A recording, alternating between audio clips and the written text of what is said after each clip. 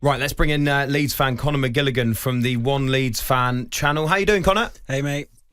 Hi, guys. How's it going? Yeah, really good, thank you. I mean, firstly, how excited are you to have Leeds back in the top flight, back playing Premier League football? Yeah, I mean, it's where we belong in it, fellas. Do you know what I mean? You all get giddy when you hear Leeds United back at the top table. But yeah, I think we kind of... It's an interesting vibe really going back into it, because last time we went into the Premier League it was Marcelo Bielsa. None of us really knew what to expect going to the Premier League, but there was a no fear factor going into it really. We thought to ourselves, we're going to surprise a few, but it's kind of got to that stage with the Premier League now, especially with the last 6 teams that you're looking at and thinking might be 15 or 16 losses in here, but which we didn't expect last time out. But yeah. Hopefully we can just have that edge that keeps us in the Premier League. Yeah, it's funny, isn't it? I've heard a lot of people kind of tipping Leeds out of those promoted teams to be the ones to stay up. Maybe Sunderland as well, and they gave a great account of themselves against West Ham. Burnley less so away at Tottenham. But I think when you look at the summer business too, am I right in saying that almost every signing is over 6'2" or something like that? So it feels like they've got a plan to add a lot of physicality to that side.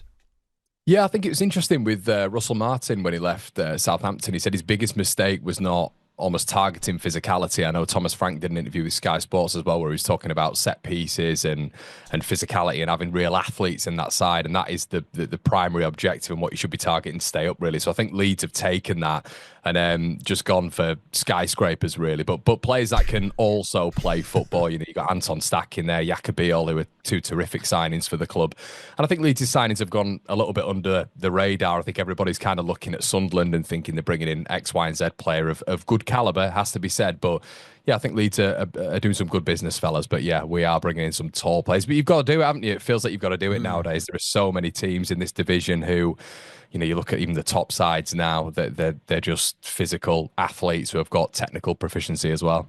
Yeah, you're absolutely right. Look at Set Piece FC Arsenal, going to Old Trafford yesterday and winning ugly in a lot of people's opinions. But you're right to say that Leeds' business has gone under the radar, I think, because sometimes you look at clubs like Sunderland, they've brought in loads of players and you just worry, don't you, about whether there's going to be that same level of cohesion. I know they beat West Ham, but I mean, West Ham United have been dreadful for quite some time now. Graham Potter's not getting a tune out of them.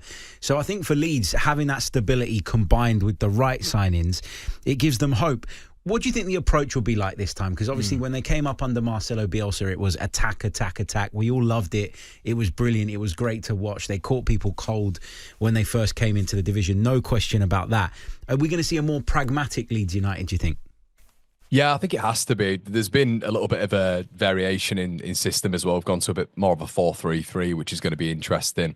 But Leeds are still building up from the back in pre-season, which is fascinating. I thought we'd be varying it up a little bit and hitting the front man. Obviously, we brought in Lucas Mecha, Dominic Calvert-Lewin, who I know has raised a few eyebrows, but they are players who can hold the ball up, win free kicks in the opposition half, which is going to be absolutely critical in getting Leeds up the pitch when we've been pressed very high up. So I think that's important, but I think there's going to be a bit more of a variance. But we've got a lovely Japanese metronome in the middle of the park, really, who drops between the 2 centre backs and really builds nicely in Al Tanaka.